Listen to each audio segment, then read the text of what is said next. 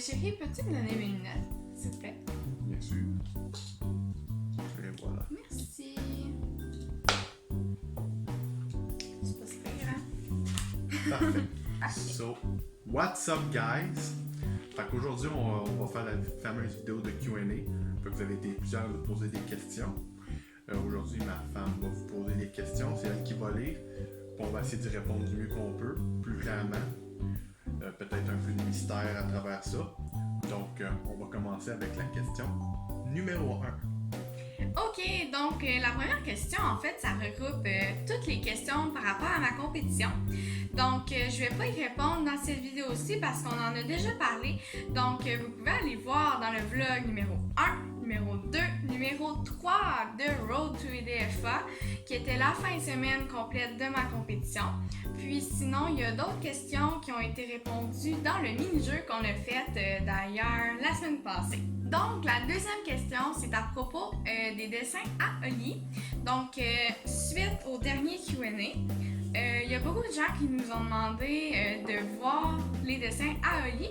Donc, il va vous les montrer aujourd'hui. Donc, je vais vous montrer mes dessins. Je suis pas le plus grand dessinateur, mais j'ai quand même un bon talent. Je considère que je suis quand même potable.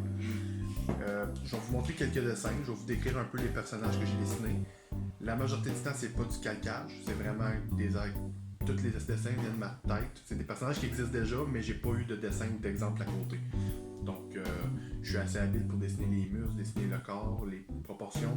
Des fois, elles sont un peu douteuses. J'ai un petit peu de misère encore avec les proportions, mais vu que je m'entraîne, j'ai pas le temps de pratiquer trop les dessins. Mais ça reste quand même un beau talent que j'ai quand même de façon naturelle. Donc, on va commencer avec le premier dessin. Marie va vous les montrer. Dans le fond, le premier, c'est Wolverine. On le connaît tous pour les films dans les X-Men. Donc, je l'ai dessiné avec son ancien costume qu'il y avait dans les bandes dessinées Marvel. Donc, j'ai toujours aimé ce super-héros-là. Le prochain, c'est un alter ego de Bruce Banner, qui est un Hulk, mais qui s'appelle Joe Fixit, qui est un peu un genre de mafioso. C'est un Hulk qui a une intelligence et qui aime faire du extrémisme un peu. Le prochain, c'est mon héros d'enfance, probablement mon manga préféré, qui a poussé à ce que je m'entraîne, dans le fond. Je pense que tous les gars de ma génération vont être d'accord que c'est à cause de ça qu'on a commencé à s'entraîner. C'est Zangoku, de Dragon Ball Z, que j'ai dessiné de mémoire, puis parce que je les ai dessinés tellement souvent, les personnages de Dragon Ball, que j'ai développé le talent de les dessiner. L'autre, on le connaît très bien, il fait partie de l'univers de Marvel, il est très comique. C'est le personnage Deadpool, que je me suis amusé à dessiner. Comme vous voyez, c'est un très beau dessin, mais il y a encore un petit peu de misère avec mes proportions, mais en général, je trouve qu'il est quand même bien sorti, puis je voulais vous le montrer. Oui, c'est vrai. Le prochain dessin, c'est un personnage de Marvel encore. C'est Thor, avec dans la version un peu plus bande dessinée, pas celui du film, plus avec son chapeau avec des ailes, ses longs cheveux blonds, sa cape. Donc le costume vraiment original. Que j'apprécie beaucoup. J'aime la façon qui est placée puis qui est un petit peu héroïque. Ça m'a challengé un peu, vu que j'ai la misère avec les proportions, puis de jouer avec les distances comme ça, j'avais vraiment aimé le dessiner. L'autre, c'est un personnage de film qui est très populaire, de Rambo 3, dans le fond c'est Rambo, d'une scène qui m'a quand même marqué quand il attache son bandeau de dos. On voyait toute sa musculature, puis ça m'a toujours marqué, ça m'a motivé. J'étais comme, quelle shape, tous les petits gars voulaient avoir l'air de ça. L'autre, le dernier dessin, je vais vous en montrer un dernier, j'en ai plein, mais je trouve qu'après ça va être assez. C'est un début de dessin, dans le fond, on voit juste la tête, mais c'est un personnage de Resident Evil. Il y en a peut-être qui le connaissent, ceux qui sont habitués.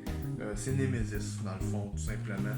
Mais j'aime ça dessiner des affaires un peu plus gore, un peu plus déformées, un petit peu spéciales. Donc, c'est ça pour mes dessins, guys. J'espère que vous aimez ça. J'espère avoir un bon comeback. La troisième question, c'est qu'est-ce qui va se passer pour le futur à Marie? Le piano, l'école, le futur. OK.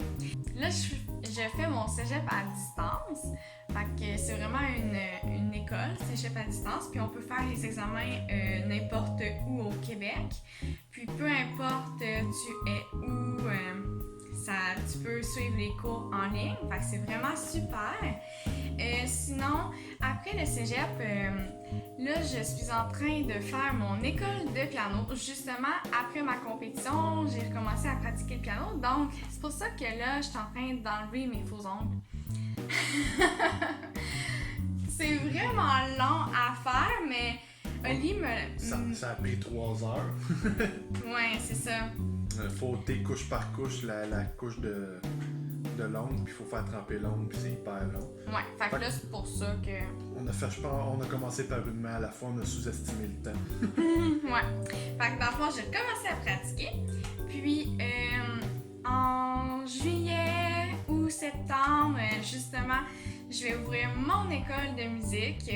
Donc, j'ai vraiment hâte. Mais ça, je vais faire une vidéo vraiment juste pour ça, juste pour vous expliquer ça. Mais c'est vraiment un gros projet qui se concrétise. Puis, je suis vraiment, vraiment heureuse. C'est mon rêve depuis que je suis petite d'avoir mon école de piano. Et là, je me dis dans quelques mois, je vais l'avoir. Fait que ça, je suis vraiment contente. Fait que c'est ça qui va se passer. Puis, pour le perfectionnement, pour le piano, oui, je veux aller à l'université. Je sais pas quand encore. Pas en septembre, ça c'est définitif. Mais c'est sûr, je vais continuer à faire des classes de maître, continuer à me perfectionner autrement. Puis quand je vais vraiment sentir prête, puis que ma business aussi va rouler, bien peut-être que là, je vais faire un retour à l'université. Pour la 4e question, c'est une question qui s'adresse à mon cher époux. Combien de compés tu as fait? Mimi Cape, c'est ta combienième? Mimi Cape, ça va être ma 5e compétition. Donc, à mon actif, j'ai fait 4 compétitions. J'ai gagné 4 médailles. Donc, la première de bronze en 2015 au Physique Canada, le 29 novembre 2015. Là où j'ai fait ma perte de poids, mais ça, je vais vous en parler dans une autre vidéo. Puis dans le fond, après ça, j'ai reparticipé quelques mois après à l'eau nationale classique à Gatineau de Physique Canada en 2016 où j'ai rien remporté. Le line-up était solide, puis il s'est passé des choses dans ma vie personnelle qui a fait en sorte que j'ai pas une médaille. Puis la préparation a été très dure sur le corps, beaucoup de stress, donc j'ai mal réagi. Il n'y a pas eu de triche, mais des fois le corps il veut pas suivre. Puis ça en était un exemple. Donc c'était pas la meilleure décision que j'ai prise de faire cette compétition-là. L'année d'après, la même compétition nationale classique en 2017. Là, j'ai remporté le tiers 2, médaille d'argent, que je me suis très bien classé. J'avais une très belle shape, j'étais gros, j'étais massif, je faisais à peu près 190 livres. Puis après ça, le même soir, je me suis ramassé dans les tiers 1. Ça veut dire que c'était pour me classer pour devenir pro naturel, un athlète pro naturel. Donc, j'ai eu la médaille de bronze, que j'ai fini 3e. Donc, j'ai fini pro naturel. Malheureusement, Physique Canada n'existe plus, donc mes médailles vont valoir cher un jour. Puis l'année passée, dans le fond, en 2018, à la PQ de l'Ouest, je me suis classé 2e argent, avec la meilleure condition de ma vie. Je vous dirais que ça jouait pas beaucoup, peut-être pour avoir la première place, peut-être aller à l'overall. Mais les jugements ont fait en sorte que j'ai juste fini 2e, mais quand même. C'est bon. Mais c'est bon, puis ma shape était extraordinaire, puis pour ceux qui m'ont suivi, ils savent que c'était vraiment une grosse différence à comparer des autres années. Puis cette année, ben, le calibre va être encore plus élevé, mais moi aussi, je vais être prêt, puis être encore mieux. La 5e question, c'est à propos de l'alimentation. Donc, on a eu une question, c'était, on voulait savoir des aliments très bons pour la santé, mais pas chers. Si on commence par étapes, mettons qu'on parle des protéines, c'est sûr qu'il y a toujours moyen, si on veut avoir beaucoup de protéines, des bons gras, puis maigrir, puis avoir une bonne masse musculaire, c'est toujours mieux d'aller vers le poisson. Comme une canne de thon, ça coûte pas extrêmement cher. Donc, c'est pas qu'est-ce qu'il y a de meilleur au goût. Mais si tu l'apprêtes. Mais si tu l'apprêtes, c'est très bon. Donc, ça dépend aussi si tu veux découper ou si tu veux prendre la masse. Le filet de sol qui s'ajoute en paquet qui n'est pas très cher, qui est du poisson qui coûte pas très cher, l'aigle fin.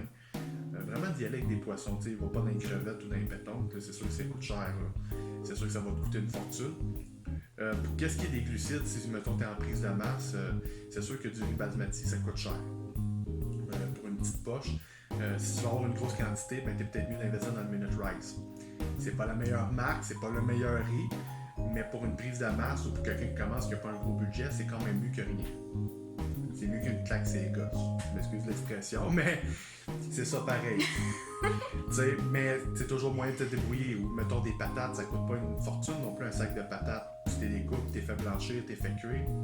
T'as tes glucides, tu te sers pour ça pour faire des repas. Puis c'est sûr que si on parle des légumes, mais c'est toujours d'y aller avec les légumes qui coûtent pas trop cher. Puis les rabais.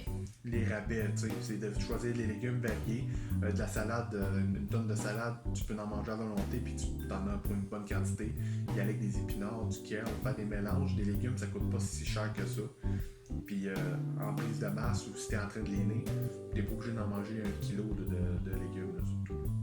Donc c'est tout le temps pour rajouter, mais essaye de viser tes protéines, tes glucides, mettons si t'es en prise de masse, ou viser plus sur les légumes, les protéines si t'es en train de découper.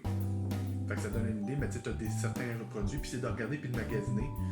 Puis il y a moyen, même le poulet, puis le bœuf, des fois ils tombent en spécial, fait que c'est d'en profiter aussi quand c'est en spécial, ou de courir les coupons. C'est sûr qu'il manque des détails, mais si jamais vous vous posez d'autres questions, vous voulez un plan alimentaire ou un plan d'entraînement, vous pouvez m'écrire à mon email qui va être marqué juste en bas. Vous pouvez aussi écrire à Marie ou sur la page Marie-Oli Fitness, puis ça va nous faire plaisir de répondre. La 6e question, c'est consommation d'alcool versus entraînement, c'est un oui ou c'est un non? Comme à la question précédente, ça peut être un oui, puis ça peut être un non. Ça dépend de vos objectifs. Comme moi, mon objectif, c'est d'être hyper découpé, c'est d'arriver en compétition. Si vous êtes un athlète, vous avez l'intention d'être un athlète, prendre de l'alcool à toutes les fins de semaine de façon exorbitante ou même à quantité raisonnable, c'est peut-être pas une bonne idée si tu veux être le meilleur puis tu veux avoir une bonne shape. Si vous êtes monsieur, madame, tout le monde puis que vous prenez une coupe de vin le samedi ou une bouteille de vin au complet, mais que le reste de la semaine vous faites attention, il y a toujours moyen de perdre du poids. C'est pas la fin du monde, c'est juste une journée, puis c'est pas grave. T'sais, pour l'entraînement, ça n'aura pas d'influence, mais c'est sûr que l'alcool aussi que ça va venir jouer un jeu.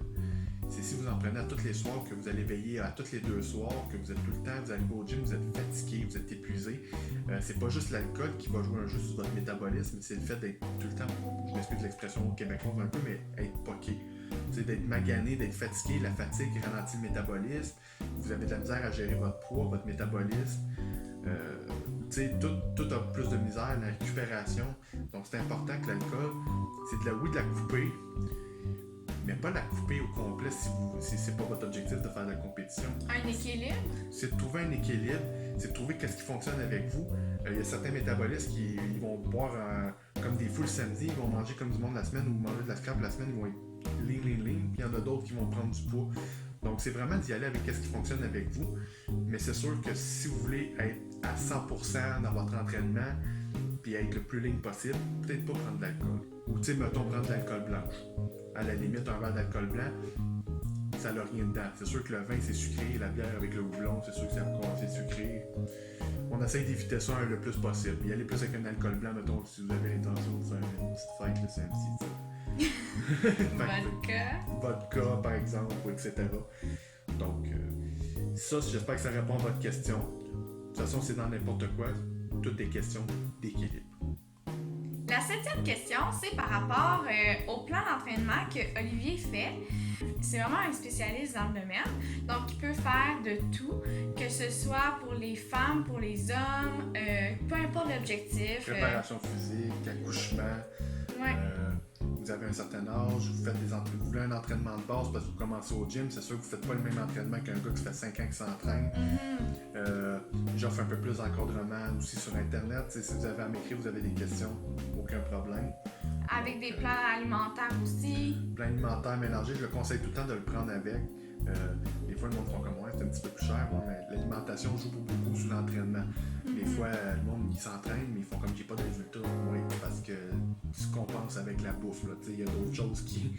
Là, le monde s'entraîne, mais ils mangent plus, mais ils s'entraînent encore plus pour essayer de compenser ce qu'ils ont mangé. Puis là, à un moment donné, ils perdent le fil, puis ça devient un cercle vicieux. Donc, des fois, c'est de trouver un équilibre, d'avoir quelqu'un qui dit non, mange juste ça. Exact. Fait que, dans le fond, n'hésitez vraiment pas à nous écrire pour ça, puis on va vous tenir au courant pour le site web. Puis les autres projets. Oh. Donc, en parlant de projets, la 8e question. Allez-vous fonder une famille bientôt? Non. Ben, en fait, c'est sûr que c'est dans nos futurs projets ensemble, puis depuis le début de notre relation, ça a été un oui. Mais c'est sûr que là, on a vraiment d'autres projets. Comme on vous a dit, il y a ma business.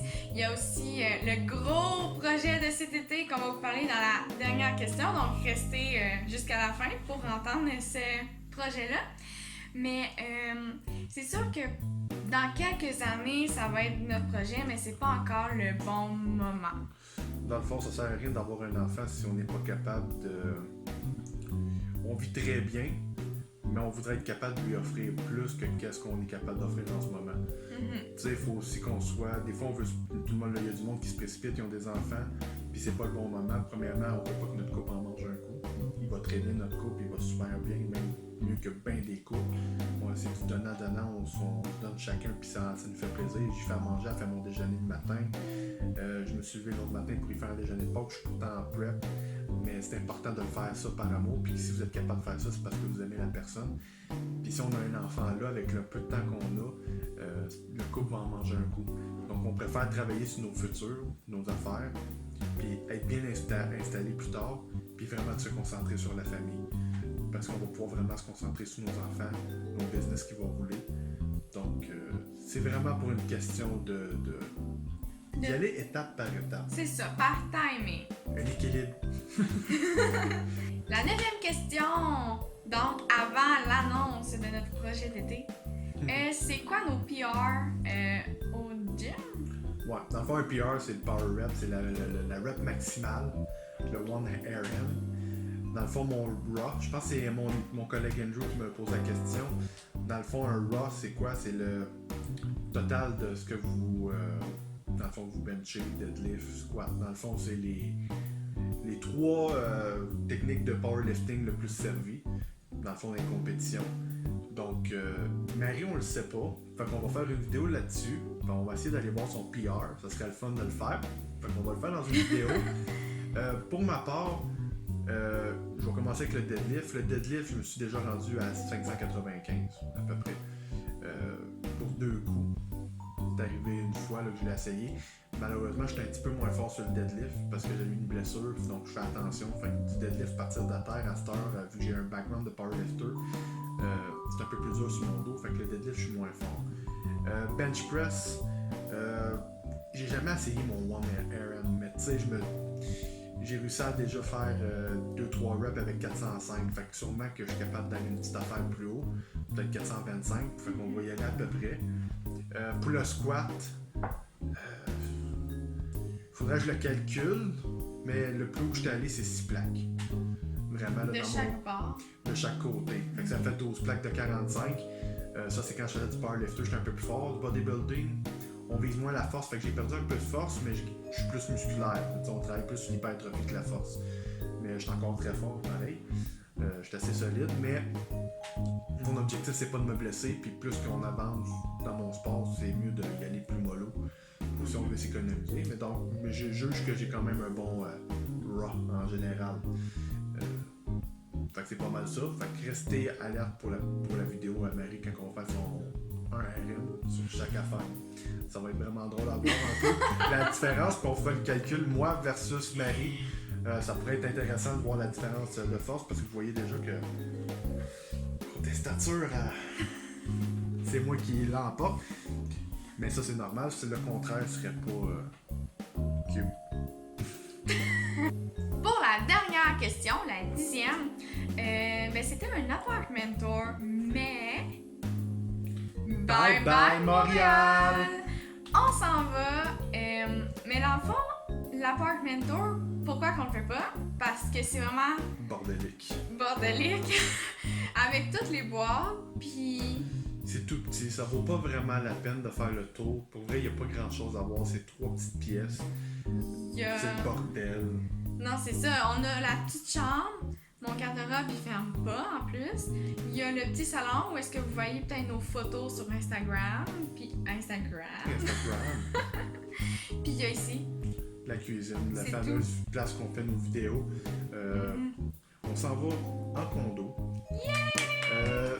On leur dit-tu la ville?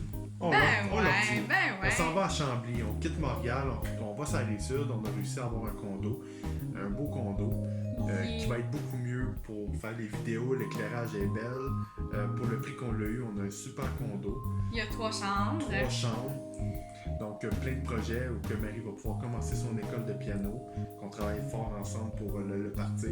Donc j'ai beaucoup de plaisir à partir son école de piano parce que c'est pas, je joue aucun instrument, mais pour vrai de gérer ça, de faire ça avec elle.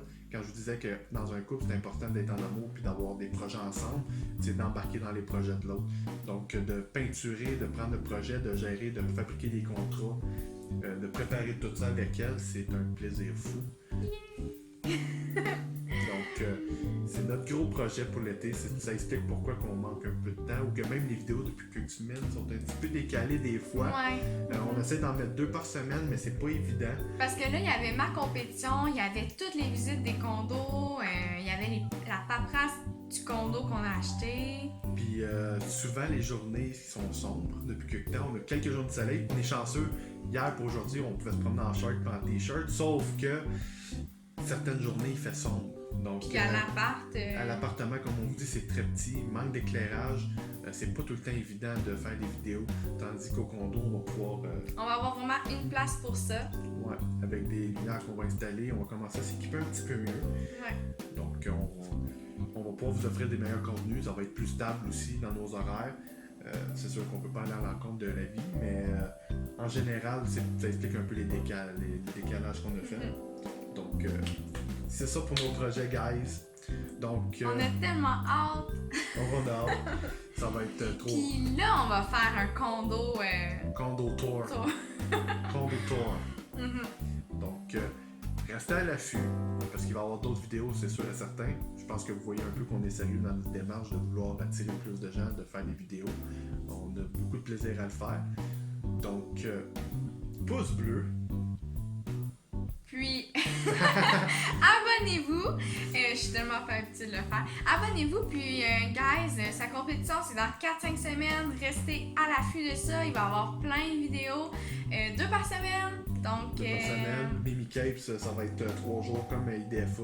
Donc, il va y avoir beaucoup de choses. Ça va être différent qu'IDFA, pas la même non. ambiance. Donc, restez à l'affût. Il y a plein de vidéos. On a des projets jusqu'à... On a beaucoup d'avance, on a beaucoup d'idées, on a beaucoup d'idées à revendre.